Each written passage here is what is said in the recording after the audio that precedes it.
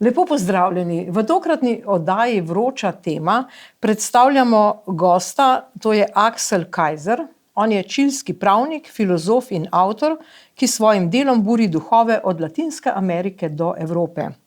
V Slovenijo in v slovenski prostor prihaja s to novo knjigo, ki se imenuje Ulični ekonomist, in marsikdo pravi od strokovnih ekonomistov, da če preberemo samo eno knjigo o ekonomiji, naj bo to ta knjiga. So, Mr. Axel Kaiser, very welcome on a Slovenian podcast. Thank you very much. Okay, so what is your current position? Because you're also the fellow of Adam Smith Center of Florida International University. Can you tell me about your life now? Yes, I'm a senior research fellow at the Adam Smith Center for Economic Freedom, Florida International University. This is in Miami, and it's a very big university. We do a lot of activities in order to teach people about, economic freedom, the importance of the ideas of thinkers like Adam Smith, Friedrich Hayek, and others. We bring also very prominent figures from all over Latin America, former presidents, ministers, to have conversations with young people and with other authorities. And so it's a very, I think, powerful institution, and I'm very happy that I can play a role there. But I'm also a president of the board of Fundacion Pare Progreso, which is Foundation for Progress in Chile. Mm-hmm. I started that with some members of the business community over 10 years ago in order to promote the free market ideas and classical liberalism in our country and Latin America. And I'm also involved with the Fundacion Faro in Argentina, mm-hmm. which is a think tank that is very important, that was created also to promote this philosophy and ideas of free markets now that Milei is the president and he's doing all these reforms. Mm-hmm. So yeah, I've been very busy. So Mr. Milei is your friend, but you're not his advisor. I'm a good friend. I think my books have had an impact on his way of thinking, and he speaks a lot about the books. Mm-hmm. And so I'm not an official advisor, but of course we have sometimes conversations, and I give him my opinions, and he's very open to hearing different ideas, and he's very smart in detecting what he can use mm-hmm. In terms of this cultural fight that we are engaging in. And we have known each other for over 10 years. So mm-hmm. I'm very happy that I can contribute to making Argentina a prosperous country again. Mm-hmm. What do you think, why does the free market need to be promoted so much? I think the intuition of people is that in order to get things done, you need intervention. You need to be able to plan. You need to be able to use the government because we don't realize very easily that a spontaneous order, which is the market, it is people, making decisions freely. That is the market. It's people. It's human beings just deciding what they're going to do with their life and with their property, and with their jobs, and exchanging goods and services. So this is spontaneous. You don't need someone from the top to tell you what you need to do. And this is very hard for humans to grasp, that something very good can come out of it. And that progress is not the result of planning. It's the result of leaving people alone to pursue their own goals, their own ends. And then progress will be the result, and human flourishing will be the result of people having freedom. Mm-hmm. You need rules, of course. And that is the government's role, to say, okay, these are the rules. You have property rights. You have to respect other people's right to, life, liberty, and property, and so on. And this is the rule of law. But beyond that, the government should not intervene so much, because mm-hmm. if they do that, then they destroy the process of wealth creation and human flourishing. It's like a soccer game. Mm-hmm. You have a soccer game. The judge of the soccer game, he only sees that the rules are followed by the players, but he cannot tell the players how to play. If he would be telling the players how to play, you would destroy the soccer game. Mm-hmm. And this is the same with the market. So this is the reason I think it's so hard to to try to explain people why it's important not to intervene so much. So you're popular in South America, in Chile, Argentina, and also in Europe. Your family comes from Germany, Yes. and you made a PhD on Heidelberg University. So can you make a comparison between South American economy and European economy, or especially German economy? Well, you know, of course, the European economy is much more developed. In the case of Germany, people have to remember that the great architect of the German economic miracle was Ludwig Erhard. Ludwig Erhard, after the war, he became the finance minister, and then he became chancellor. But as a finance minister, Ludwig Erhard, who was a very pro-market, classical liberal, he said that the problem of the German economy is that it was too socialistic, because the Nazis were socialist. They controlled the economy, right? It was the Zwangswirtschaft in German, so a commanded economy. It was not freedom, it was not capitalism, it was a commanded economy, a socialist economy. And so Ludwig Erhard said, we need to make very, very deep free market reforms, and a currency reform and things like that. And then you had the German economic miracle, the so-called German economic miracle. And the same type of reforms were applied in other countries in Western Europe, like France, for instance. And now what you have is a situation where the government in Germany has grown too much, is too big. You have too much regulation, you have too many taxes and very high taxation, and also you have a huge problem with the pension system, because these societies are getting older and older, and so you don't have enough people coming into the system for paying for these retirement pensions, for the retirement of people, and so you are accumulating a lot of debt. And at some point you are not going to be able to pay it anymore. And so in Germany, the Chancellor Merz just said a couple of weeks ago that the welfare state is not sustainable. They're not going to be able to have this very generous welfare state, because someone has to pay for it. And it's usually the same citizens who pay for it. It's not people coming from another galaxy giving you the money. It's like you have to pay it, you have to be taxed. And then also they made mistakes with the very, very serious mistakes with the energy system that they had. They destroyed it. Basically, Angela Merkel was a very bad chancellor, in my opinion. She destroyed the energy sector, and since she took office, the German economy has almost zero growth. I mean, very low growth, and the industrial production in Germany has even decreased. So Germany is now in a deindustrialization process, which is very sad, because in Latin America we see the failure of this type of economic policies all the time. This is one of the reasons why we are not rich countries, because we apply this type of ideas. Like the government should do everything, we should tax people very high, we should spend a lot of money, even money we don't have, and then you have the countries not working. So I think there is big difference still, like Europe is much better off than Latin America. But if we continue with the free market reforms in Argentina, for example, I am pretty sure that you will have a lot of Europeans moving to Argentina for finding jobs and to have a better quality of life than they have here, because you will have an economy that is growing a lot. And this is what happened in the late 19th century. Many Europeans moved to Argentina. That's why Argentinians look so European, right? A lot of Italians, Germans, they moved there, and it was more prosperous than Europe at the time.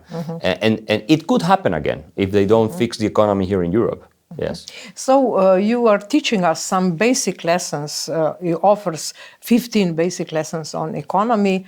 So why do you think, and we're going through those lessons in this street economist book, but first of all, why do you think that a street economist, an uneducated person, is more keen in economics than a so-called armchair economist? I think regular people on the street have an intuition that is usually sound, in the sense that they have an experience with exchanging goods and services, looking for cheaper things to be able to, have a budget that they are not going to spend too much, and so they have this intuition. But we need to explain to them the laws of economics in a way that they can connect the theory with the praxis, right? And we have to do that in a way that is very simple, that anyone can understand. And the problem with the armchair economists is that they don't have really a connection with reality so much, and they tend to explain things in very complicated terms. They use a lot of mathematics, a lot of models. Sometimes, many times, they are nonsense, and that's why their predictions are wrong most of the time. And so it is important to have a society where people are educated about basic principles in economics. But the problem with armchair economists is they want to look smart. And so they say things so that no one can understand outside of the economist bubble, right? And so people have a reaction against this, and they say, well, you know, this is like, it looks too complicated for me, and so I am not interested. And this includes people with different professions, even doctors, lawyers, maybe. They don't want to go into that debate. And it's not that complicated, really, because economics is about human beings. It's about how we act, the decisions we make, you know? And so it's not that complicated to understand the basic principles. And I fear that many armchair economists, academic economists, have even forgotten the basic of economics, and that's why they somehow, and sometimes, or oftentimes, they propose ideas that are very wrong, and they are responsible for huge disasters everywhere in the world, because you know, they don't have this reality check. Yeah, we should put them on reality on the market. Yeah, exactly. Yeah. They don't have the reality check, and these models, you know, they use the mathematical models. They are like a tool, but they don't have a connection with reality. So in the end, they are like playing like video games, and they think that reality works like their video game. And it's not like that. They have a model and they play in this kind of and they a think, model. oh, reality is going to be like my model says. Yeah, and it's a exactly. pure invention of their imagination. And so this is why they fail so much. And we need to go back to basics. To the fundamentals. And that's why I wrote this book. It has been hugely successful in many countries. Like, I never expected the level of success, because I mean, people want to know, you know, basic economics. And when they discover that this can be explained in a simple way, they are excited, especially young people, because many came to me and said, this is the first book I read in economics, and I think I've discovered something new in my life, because I've never seen something like this before, and I'm very happy that I can now understand more. So, but I'm not the first one to do it. In the 19th century, we had Bastiat in France. He was a very clever economist, and he explained everything with stories that everyone could understand. And he was a master in explaining to the wider public, you know, basic principles of economics. And so there is a tradition here of thinkers that have been trying to explain to the public this. And the book was also pirated, actually. They copied, the people copied the book and sold it on the street. They sell it on the streets because it was #1 in the charts for over 1 year. And this is funny because it was almost only self-help books, like psychology books or books about love and your partnership and all of these things. Help yourself book. Yeah, help yourself books. Yeah. And we had the street economist #1 for over 1 year. And it was so successful, and people, started pirating the book. Like, you have this very shadow economy, and they sell it on the street for 1/3 of the price. And some authors would be mad because you are not getting the royalties, but I don't care, really. I just was very happy to see my book is being pirated, and people on the streets, like very, even I would say low-income people were buying it, and they were being educated by reading this book. And this is what we need. We need like civic education. We need the economic education, because this will be very helpful, so people can know when politicians are saying things that are not true. Because it's very easy for a politician to tell lies to people and we are going to fix this and that, and we are going to give you all these things for free, and no one is going to pay a cost, and so on and so forth. Nothing is free because it's our money. Nothing is free. And these type of ideas are very simple, but it's important for people to understand. And that's why I wrote the book, and it has become very successful and translated already to 6-7 languages. And I'm so happy that it's now in Slovenia. So in a nutshell, about all these 15 rules, can you tell us briefly, what do you explain in the book? Rule 1, 2, Yeah, 3? it's lessons about how the reality works, right? Yeah. For instance, the first lesson is very simple. So Yeah. I go from the most basic to the most complicated, but Yeah. I really try to explain it in Complex, simple yeah. terms, right? The first thing that I explain to people, because we forget, is that in order to exist, in order to live, yeah, you need resources. You can say, but this is obvious. Yes, it's obvious, but people forget. So these resources, you need food, you need a house, you need clothes, right? You need this. These resources do not exist in nature. It's not like, oh, they are there, right? It's like this jacket. Someone had to fabricate this. And there are only two ways you can get resources. Two ways. One is from your own effort and labor. And the second is from someone else's labor and effort. Yeah. So this is very basic. No one can refute this point. And so the question is, if you want to exist in this world, you have to work. You have to work in order to provide for yourself. Yeah? Children depend on their parents because children, of course, are not going to work, but their parents work for them. So they live from the work of their parents. Now, if you're an adult and you don't work for yourself and you exist, someone is working for you. And if that someone is the person being taxed by the government who is giving you the fruits of his labor so that you can exist. And then the question you can ask, is it moral to have someone being forced to work for you? Because if this is by force, the government is not asking you, please give me part of your income. No, the government says, I'm going to take away this part of your income. It's a tax. If you don't pay, I will punish you. I will put you in jail or I will do something with you.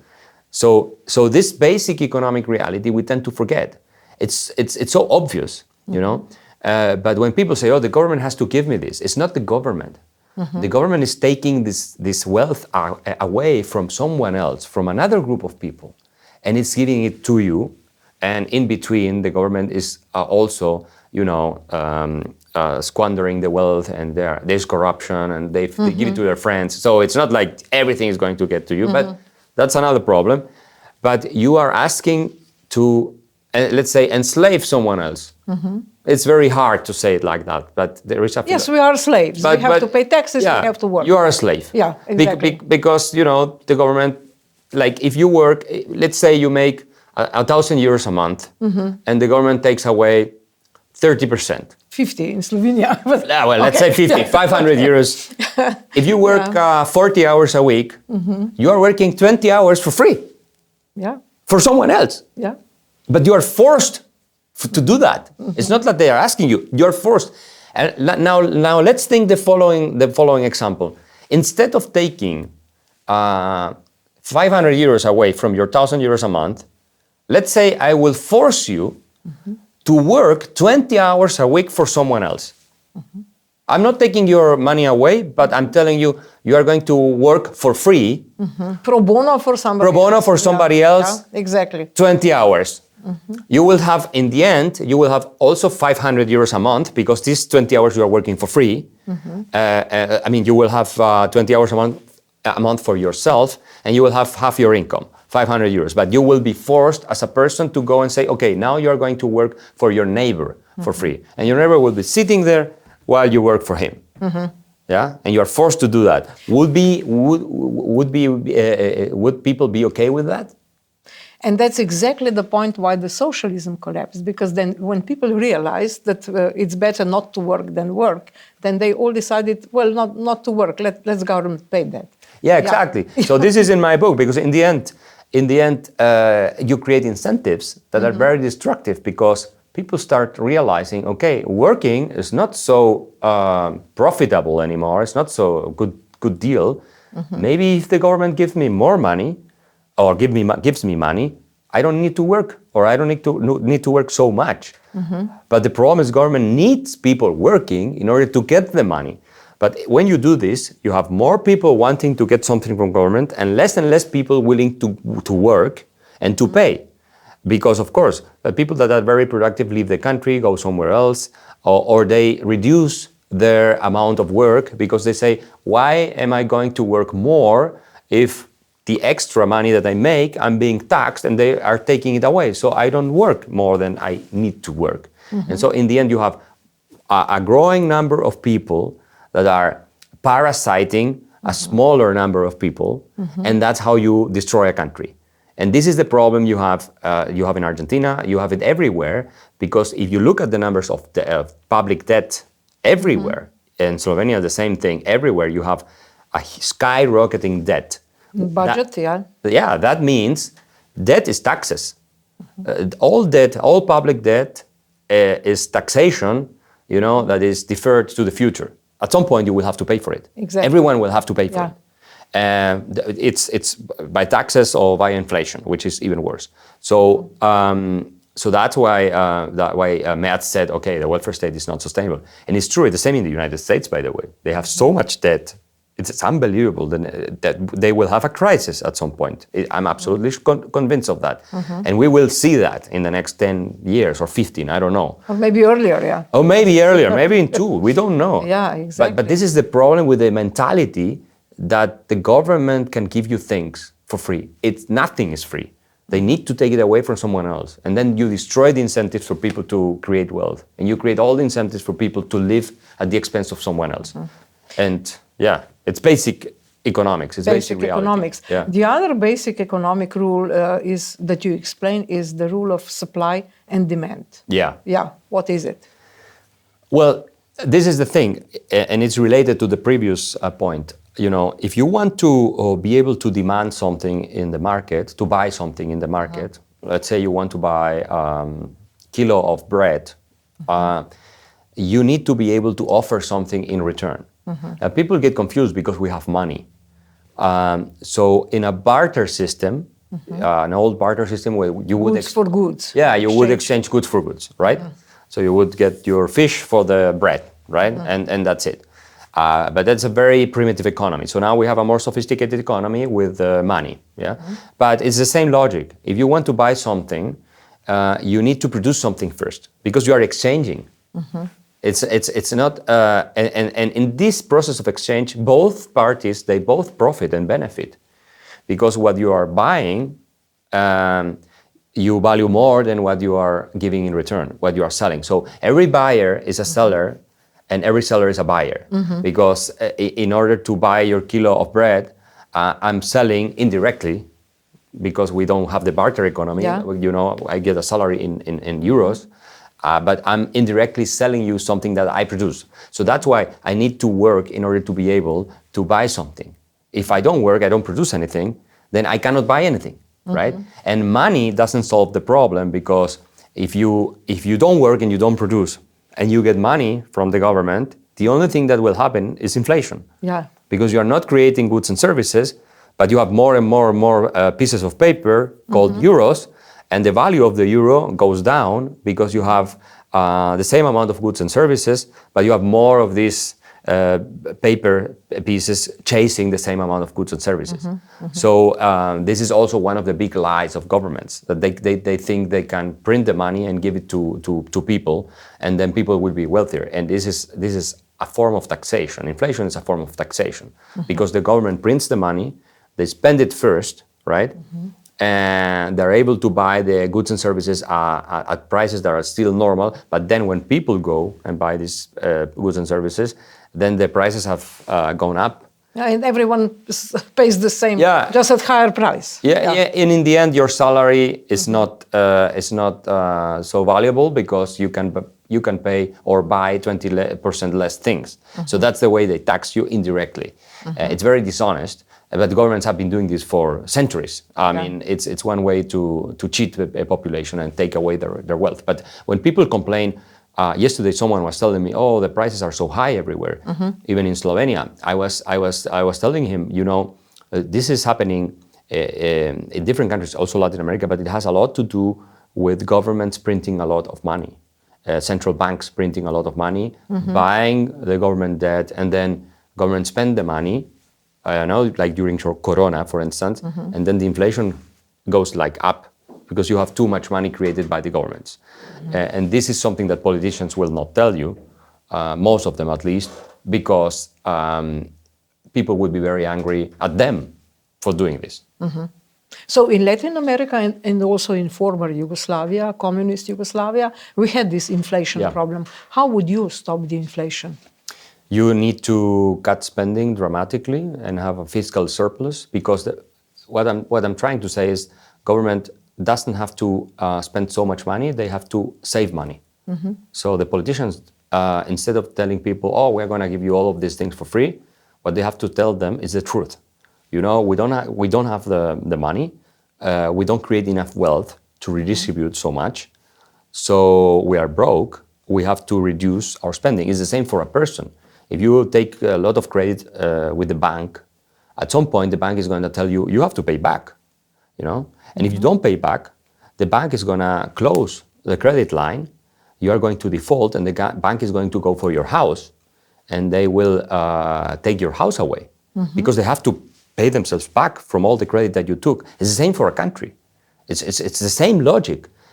People understand this when it comes to their own house and their own individual lives, but they don't understand it when it comes to a country, because economists speak about macroeconomics and things like that. But this is only confusing people, and it's nonsense most of the time.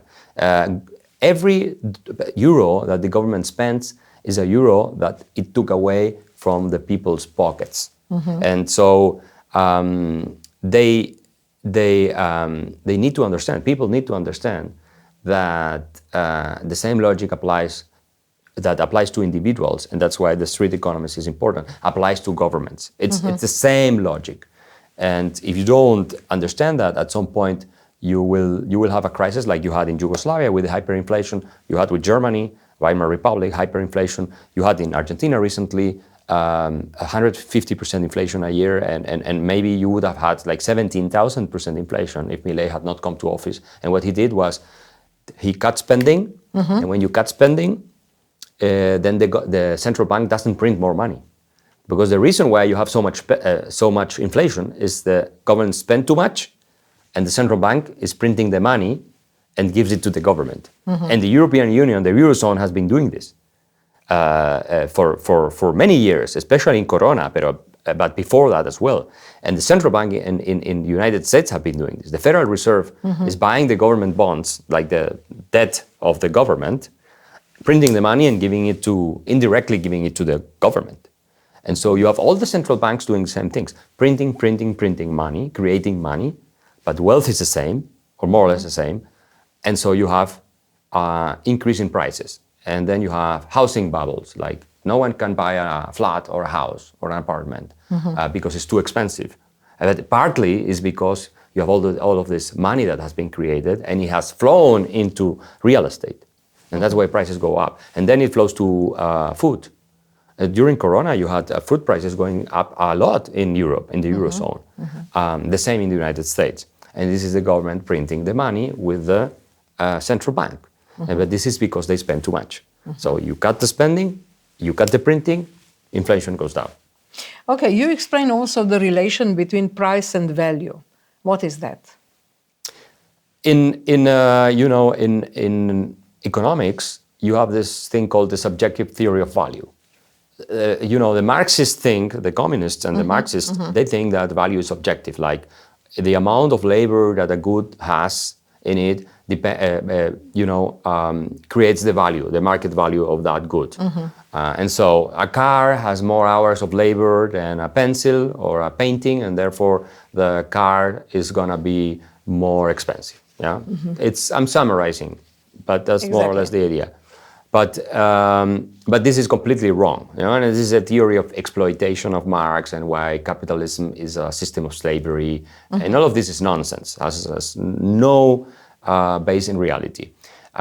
What you have is a subjective theory of value, which means that people pay according to what they think for themselves that is worth paying. Yeah, it's subjective. It's subjective. Yeah, exactly. Why would someone pay, for instance, $5,000 for one of Messi's T-shirts? Yeah, if Messi used a T-shirt and he sells it on Amazon, maybe he will get even more than 5,000 euros. Yeah. But why would you do that? It's the same T-shirt, Like you can buy in the store the same one, exactly the same one, but in the store it costs like 100 euros, and if Messi used it, it cost 5,000 euros. Why? It's the same amount of labor. It's the same materials. Everything is the same. And so why? Because it's subjective. Because for some people, it's worth it paying 5,000 euros. So it's the same with paintings. People say, how can a Van Gogh painting cost like $50 million? Well, there are people that value the Van Gogh painting that want to pay $50 million. But you can have exactly the same replica of Van Gogh with the same materials, everything, and you couldn't even tell the difference unless you distinguish. Distinguish, unless you were really an expert with, but you are going to pay maybe $150 for the replica, or maybe $1,000, but not 50 million. And so this is the subjective theory of value. And this is really important to understand, because if this is true, what we are saying, then there is no exploitation in the market. Then the income of people is related to the productivity that they have. So they are able to produce and make things that people value more than other things. And that are more scarce, for instance, like diamonds, the famous example of diamonds. And diamonds are scarce, right? Water is more important than diamonds, but we have a lot of water. We need water, otherwise we die. Diamonds, we can live without them. But because diamonds are very scarce and water is very abundant, then diamonds are much more expensive than water. But if we were in the desert, we would pay much more for water. Diamonds for water. Yeah, exactly. We would give the diamonds for this glass of water. So this is the subjective theory of value.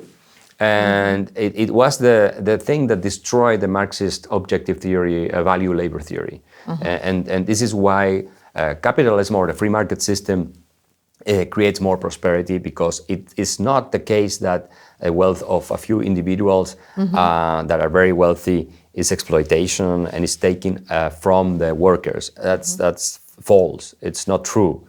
It is the case that the wealth of these very successful individuals was created by these individuals. And by creating this wealth, they created a lot of wealth for a lot of people. People who work for them, people who are delivering goods and services to the big companies, and so on and so forth. So, we need to understand this basic economic principle in order to not be, deceived into believing that rich people are rich because they exploited others and they robbed them from the fruits of their labor. This is what the government does via taxes. It's not what people with corporations do. So a few years ago, when we had this big financial crisis, Karl Marx Capital became very popular, and not just Karl Marx Capital, but also Thomas Piketty wrote a book, Capital in the 21st Century. So what's the role of that book or the Capital? What are the ideas that still prevail, or they are completely wrong? In the end, Thomas Piketty was repeating in general the arguments of Marx. He was repeating the idea that capitalism is a system of unfair and unequal distribution of wealth, and that people who own the capital are going to be better and better off always, and people who don't own capital, they have labor, are going to be worse and worse off. Now the problem with Piketty's book is that all the numbers that he even gives contradict his own thesis. There are many economists who wrote papers and essays showing that he was completely wrong. And also he does not include human capital in the calculations, because nowadays human capital produces more wealth probably than financial capital. Like if you go to university, you study engineering, for instance, this is human capital. And you did an investment, you went to university, and now you have a much higher income than if you had not gone to university. So that's really wrong about Piketty. No one really takes seriously his book in the economics profession, outside from very far left economists like Joe Stiglitz, for instance, who is a Nobel laureate, but he's a communist. Yes. He's a communist, and he defended Fidel Castro and he defended Chavez and all of these people. So he's a communist, and he might like Piketty. but the other like good scholars, they don't take him seriously. And it was the New York Times and people like Krugman and Stiglitz who made him famous in the United States. Yes, exactly. They comment all the time, even on CNN, every day. Yeah, and they are very popular. So, but everyone bought the book of Piketty, which is like this, and no one read it. And actually, there are some statistics about this. These are very funny, because you can somehow measure people buying it on Kindle if they read it or not. And it was like a best-selling book, but most people, like 90%, I don't remember exactly, but almost no one read it. So it's one of the things, like The Capital of Marx, which is a very bad book. It's very awfully written. The only thing that you have some chapters in the first volume that are, have more, it's clear and you can understand what he's thinking. But Marx was also a very dishonest person. It has been shown that Marx manipulated facts in order to make his thesis work, right? And he was cherry-picking also. He was cherry-picking what is useful for him to confirm that capitalism is the awful system that is a slavery system. He was cherry-picking this data and facts, and all of that would refute his ideas. He was leaving aside. Marx was really dishonest. And he lied in his book Capital and other books, and he knew that he was lying, especially in Capital. And the core argument was, again, this labor theory of value. And that's why he said that in the future, the prophecy that capitalism was going to collapse everywhere because you would have these proletarian revolutions in the capitalist world, and then the communist society would come and so on. No, you didn't have any communist revolution in capitalist countries. It's just the opposite. It had the opposite happen. Very backward, Exactly. very backward countries like Russia and other countries like in Latin America, China, they had communist revolutions. But in England, in the United States, even in Germany and all of these places, you didn't have these communist revolutions because he was completely wrong about the economics. He really did not understand basic economics. He did understand the forces of capitalism, like the social changes that it could bring and so on. He demonized them, of course, but he did not understand economics. And his whole theory was about, capitalism creating this inequality and this exploitation and people being worse off. And it's wrong. So can you comment the Chinese economy, because they have, we say, a state capitalism. What is that? What is the role of state in that kind of a capitalism? Yeah, the Chinese system is nowadays, like sort of a mixed economy. There's a state capitalism.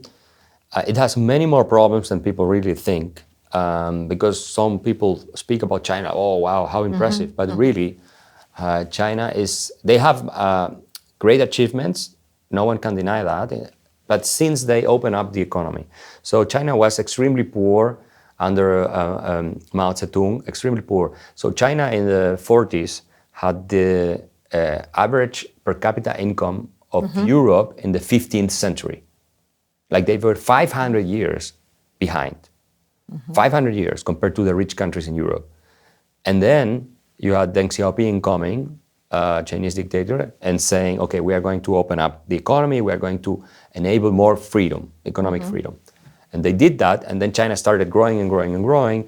Over 600 million people were lifted out of poverty. And now you have a system that still is not, in per capita income, is not comparable to Switzerland or Germany or any of the rich countries. It's very low compared to the rich countries. But as an economy, as a whole, it's a big economy.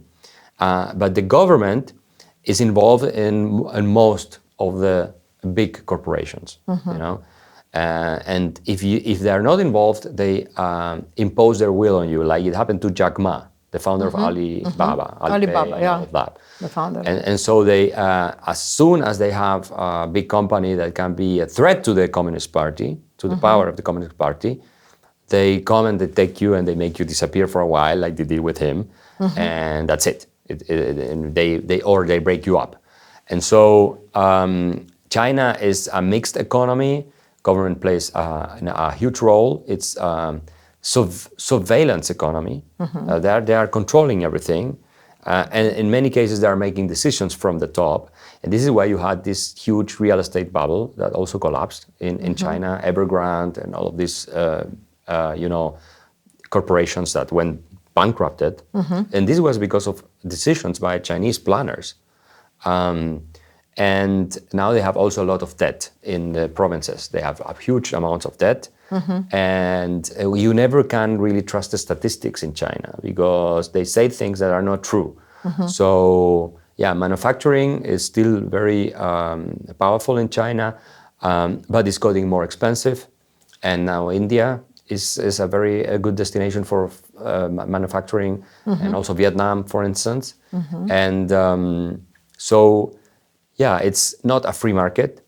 Yeah. It's a controlled market. It's an intervened market, and there is no rule of law. And there is no future, actually. I don't think that China has a very bright future. No, people say, oh, China is going to take over. There is no chance that China will take over the United States, in my opinion.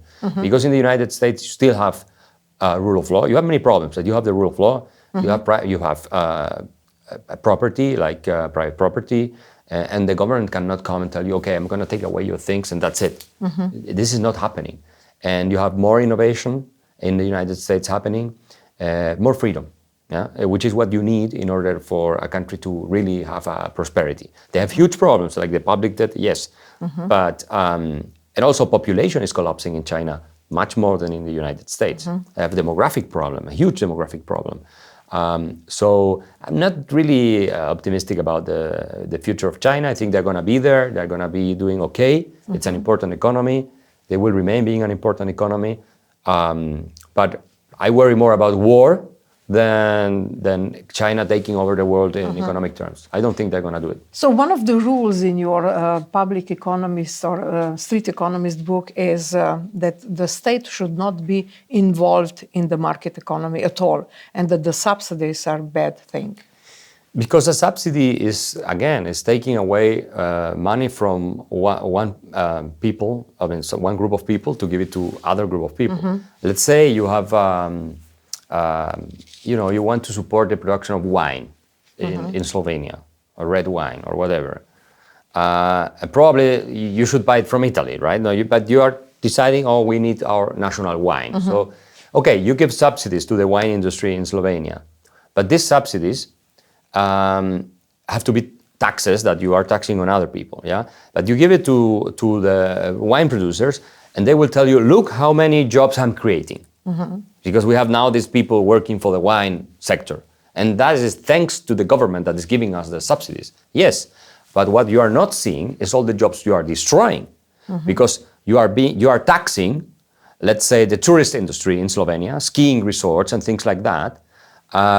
You are taking this money away from them, yeah, which is productive because people really want to go skiing. They really want to go and see beautiful things in Slovenia. But you are taking away this money, so they cannot invest the money in their resorts, they cannot do it in the restaurants, different parks and things like that. So all the jobs that you would have created with the money that was here, you did not create. So in the end, you destroy them. And you are creating the jobs on this other part, which is in the end very inefficient. Because probably you would get better red wine if you buy it from Italy, and it would be cheaper, or from Spain, right?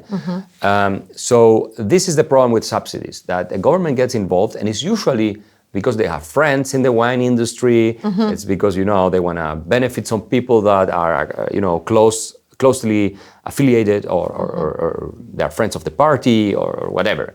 And so you destroy the healthy part of the economy in order to support an unhealthy part of the economy that should disappear.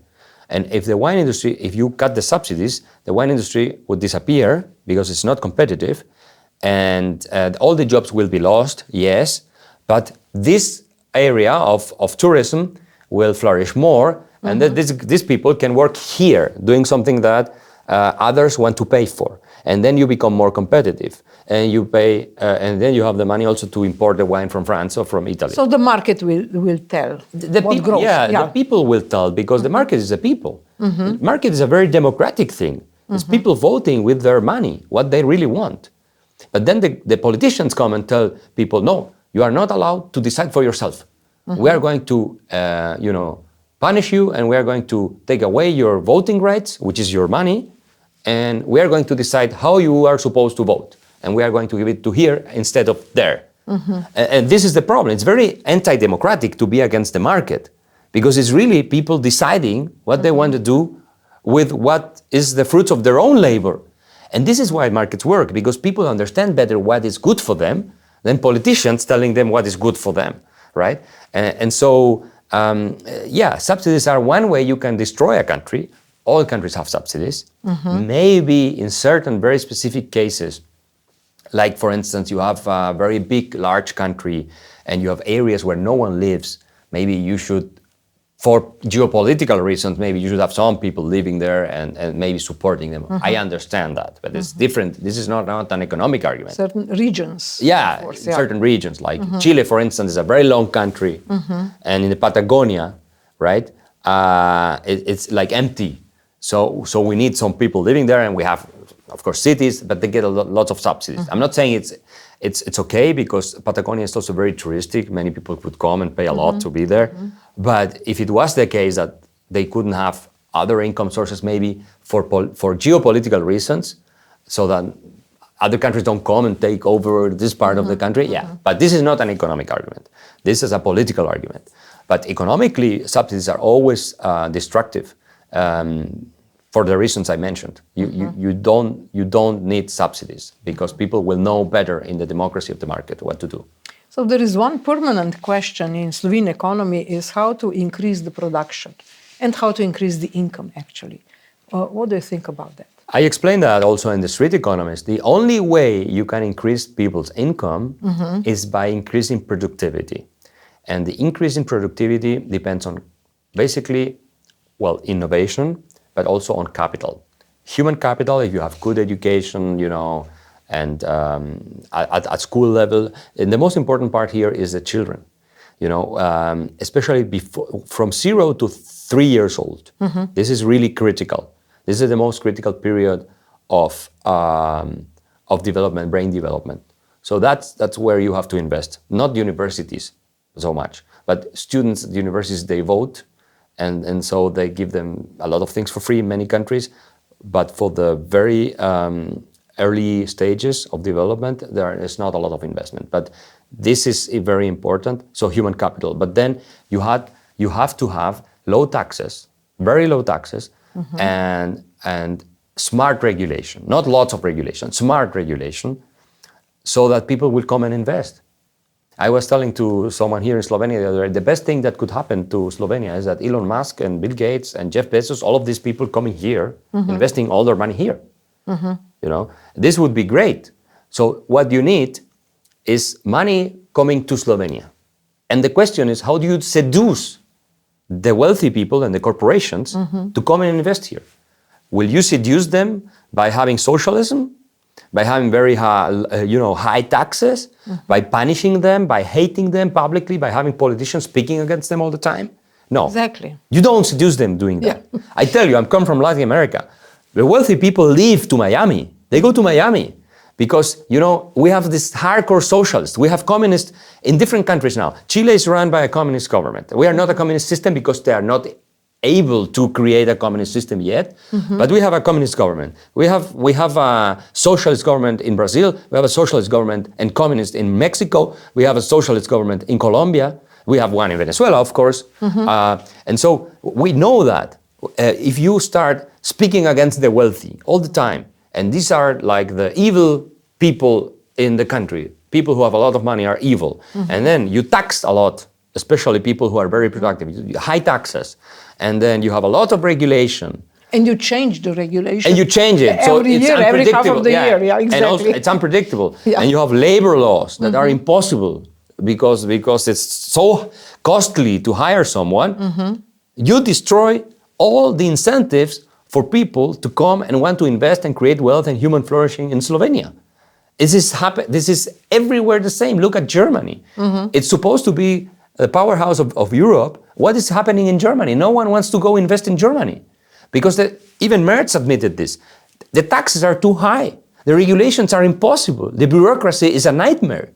So this is like I'm going on a date with a beautiful girl, and I'm not thinking about going well dressed and being respectful, and like I appear like with my worst. I haven't showered in 1 month. I appear with my worst clothing, and I'm I'm drunk and dirty. And you expect? And I expect her to come with me on the next date and to be my girlfriend.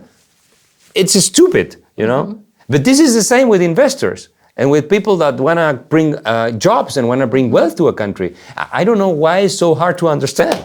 This is basic.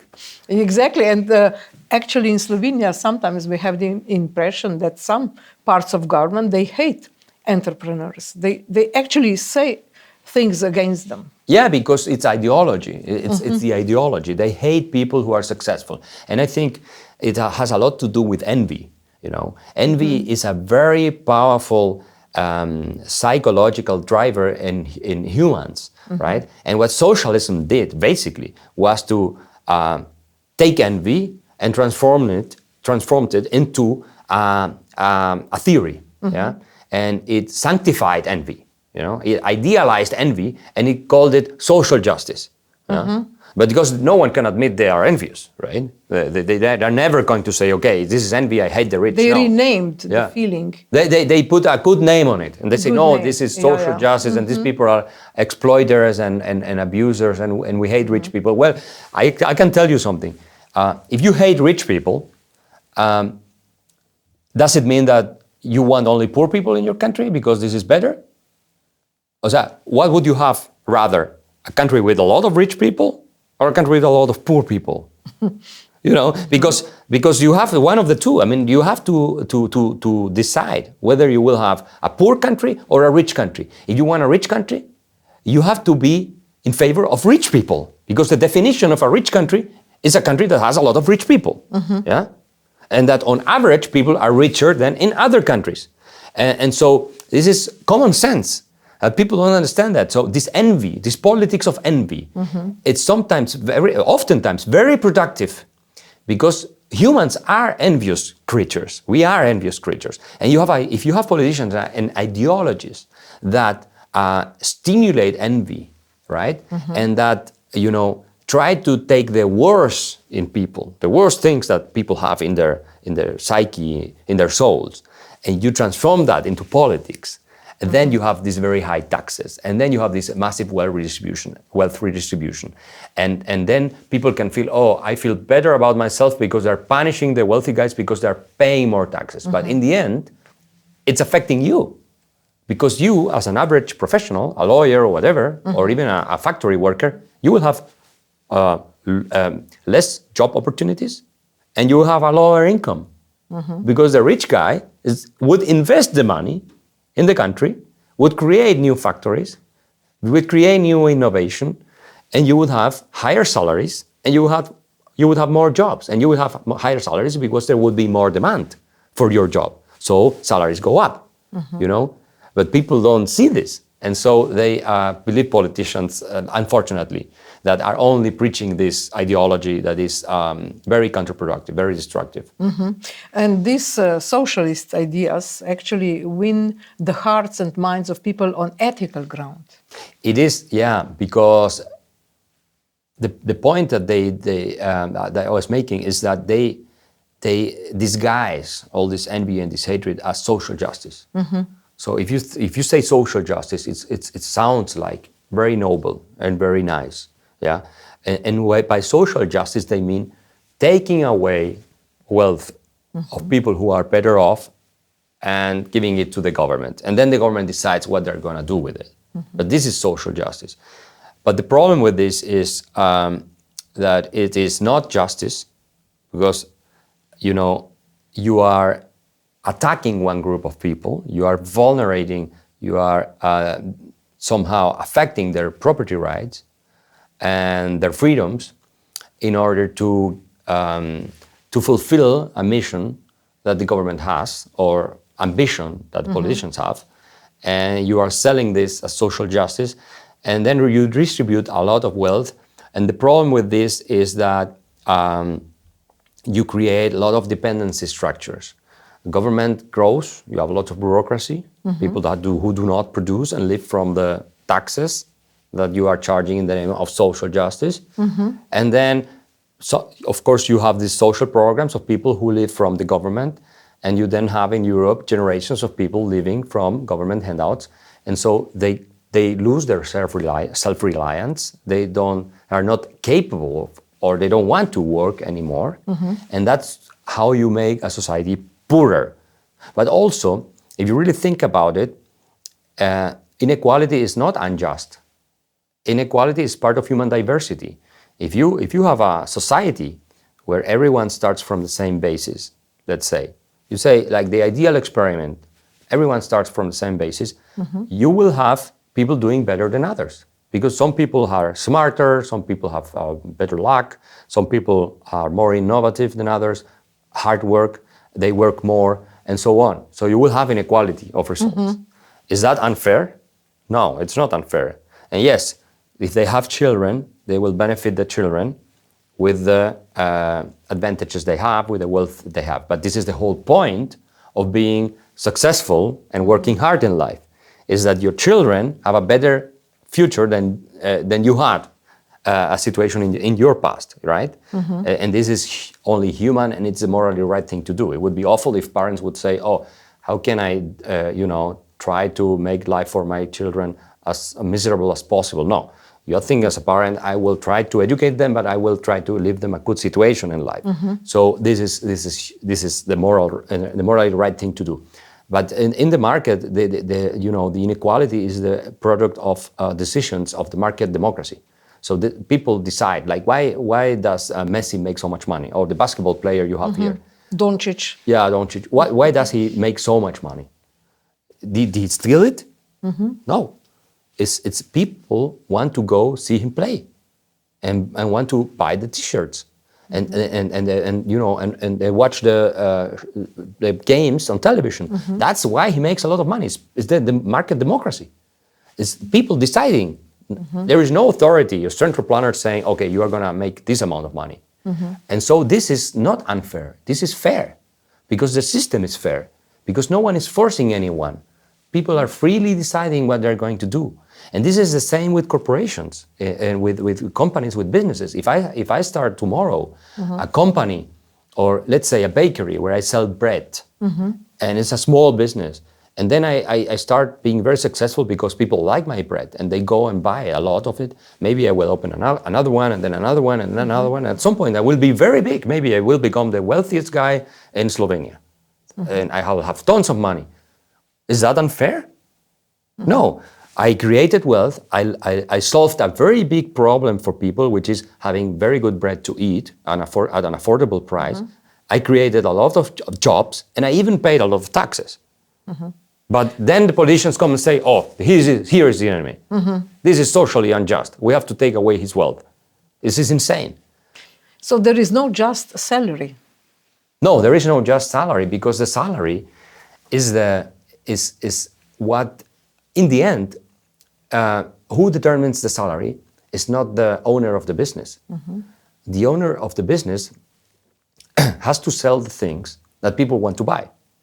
If he doesn't sell things, he goes bankrupt. He's gone. So he hires you because you can help him produce the things that people want. So the consumers? The consumers decide how much money you will make. Not the entrepreneur? No. And this is why, people don't think about this, but this is why it's so important to, for instance, go and to university and you study, let's say, engineering, right?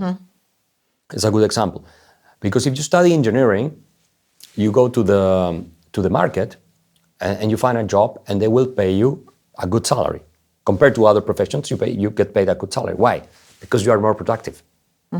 Because you are producing things that people value, and so the salary that you will be able to get is much higher than if you had not studied at all, because your productivity increased.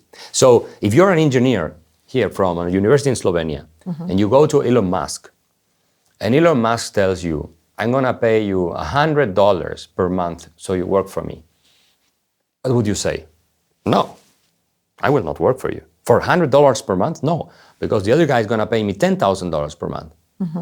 So what power does Elon Musk, the richest guy in the world, have over the engineer here from Slovenia? Zero power. He cannot determine how much the engineer is going to make money. It's the market determining it. So if Elon Musk doesn't pay you enough, you're not going to work for him. So this is the same thing for all the economy, for the whole economy. You go and look for jobs, and you are seeing who is going to pay you more. Well, there are other things, but who is going to pay you more? Okay. So it's not the owner of a corporation deciding how much he's going to pay you.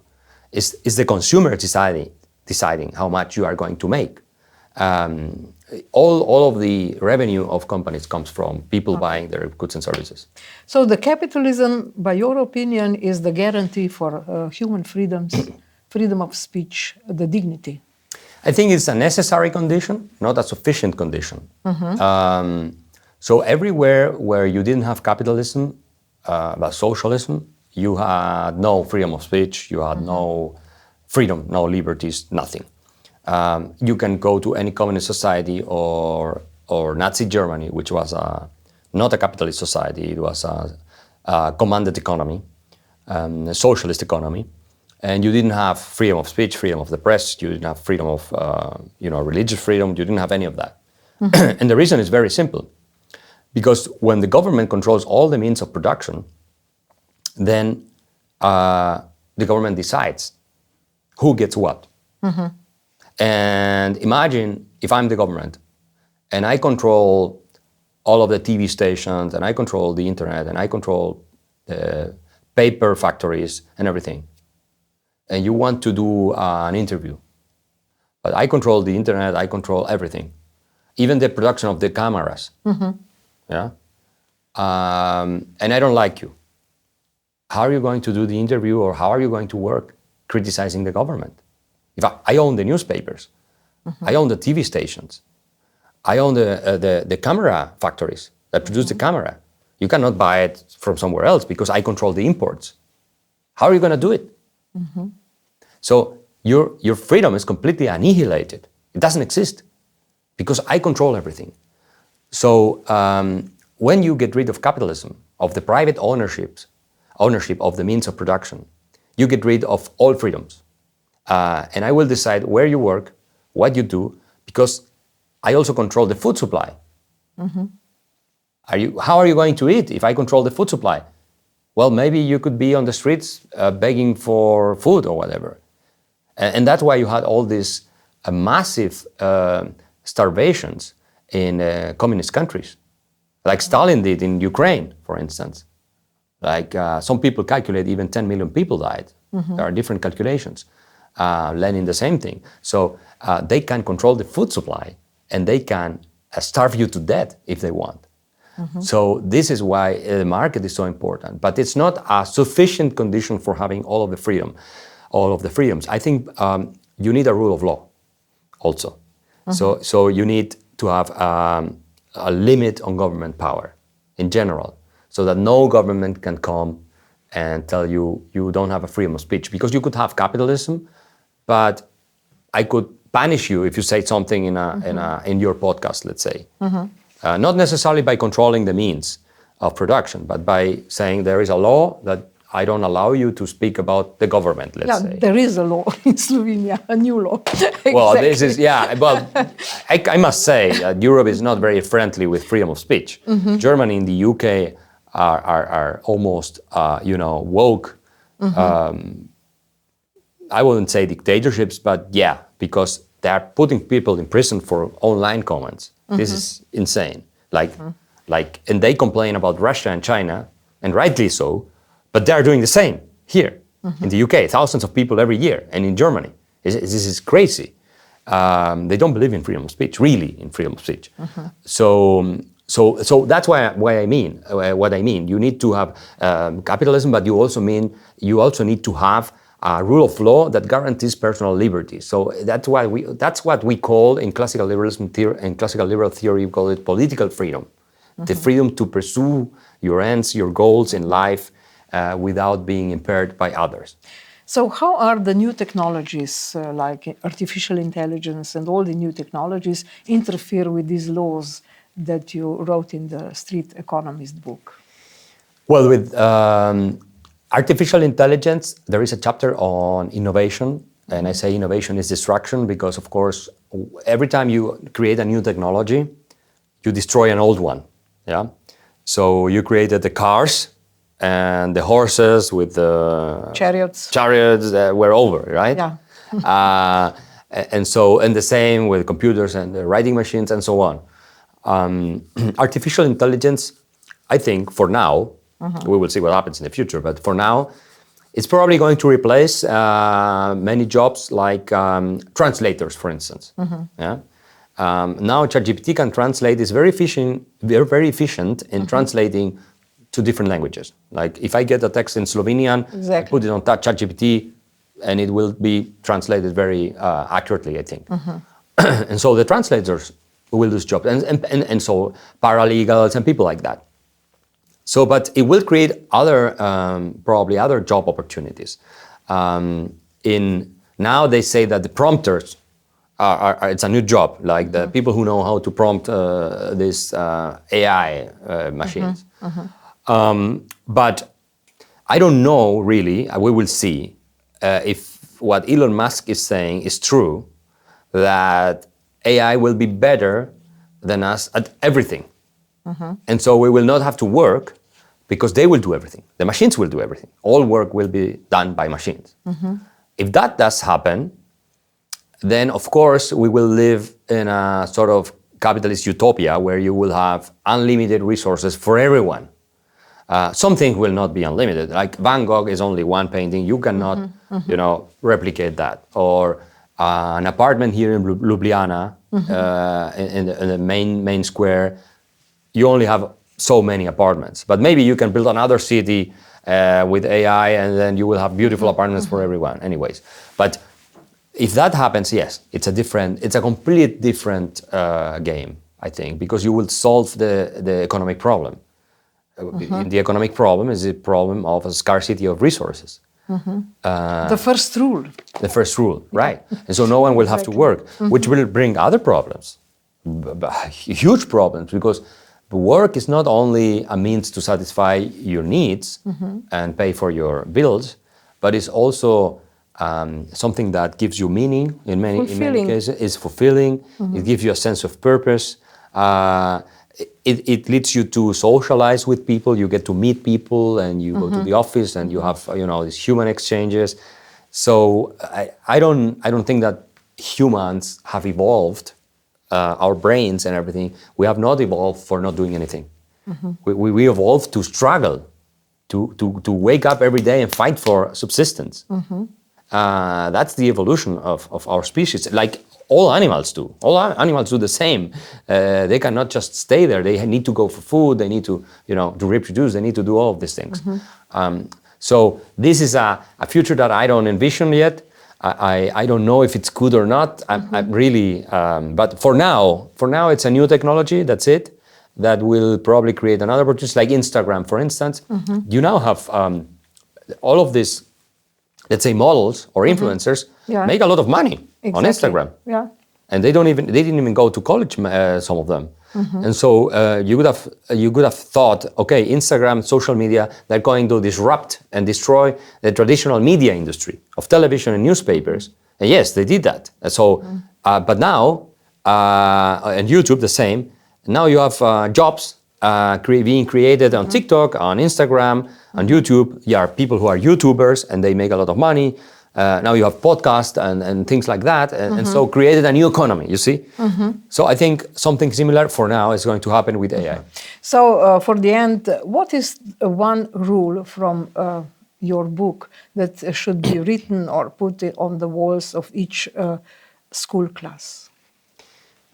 I think that's a very good question. It's hard to answer.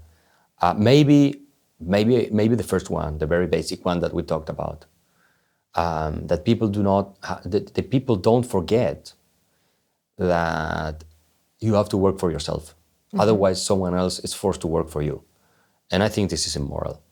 If you are capable of working, you should work and not, trying to live at the expense of someone else, because this is enslaving someone else. And you cannot also expect politicians to foot your bills, to pay for you, because they are not doing it from their own money, from their own pocket. They are forcing someone else to do it. I think if children would understand that, you would have a completely different mindset when they are grown-ups in all countries. So I think that would be the one I would choose, yes. Okay. Mr. Axel Kaiser, thank you very much for the interview. No, thanks a lot. It was a pleasure. In če nas spremljate, hvala za pozornost. Nasvidenje.